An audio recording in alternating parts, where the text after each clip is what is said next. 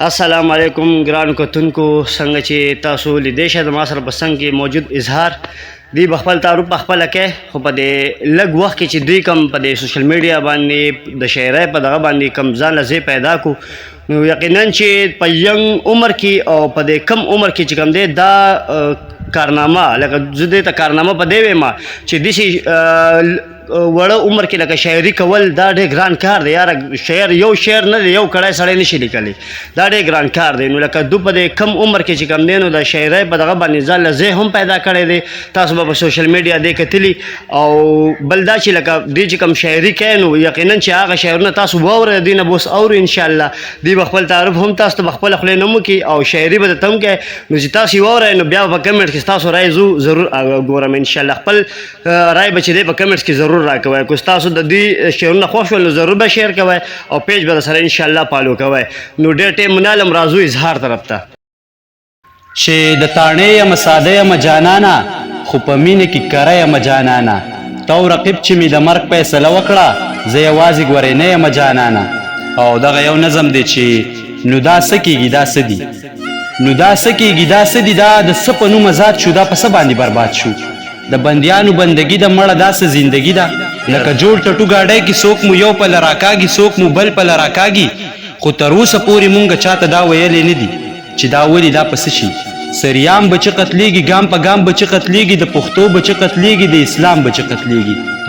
خو بس زور د زورور دی کلی کور د زورور دی چاته دا ویلی نشو هر طرف ته بدنامي ده هر طرف ته ځانځاني ده خو چې لږم پام بدل شي هلته درش شي او غوغا شي هله بیا د ماکه وشوه چې په چا د ماکه وشوه ځای چې بیا لاشونه ټول کو ځای چې بیا سرونه ټول کو دا سرونه د پښتون دي دا لاسونه د پښتون دي دا چې وینو باندې سره دي دا چې ځای په ځای پراته دي نو دا څه کېږي دا څه دي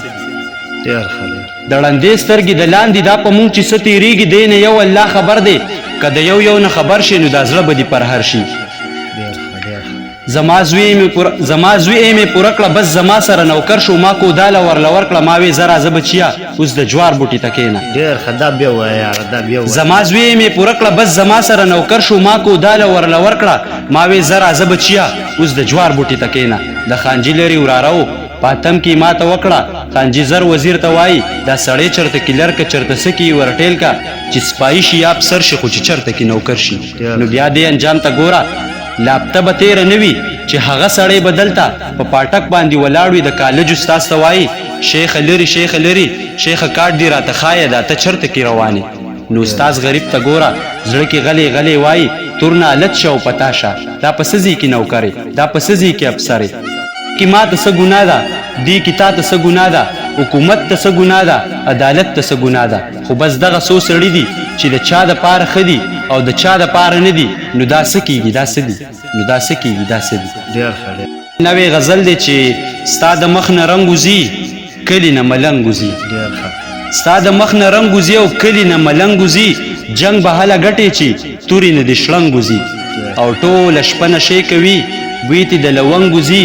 او وایي تیرا ډکه ده هر ورځ تې بنګ وځي لر او بر مې خپل وطن دواړو نه دې جنګ وځي او بل دغه یو نظم دی د تاڼې په باره کې چې زه د تاڼې د مشرانو زار شم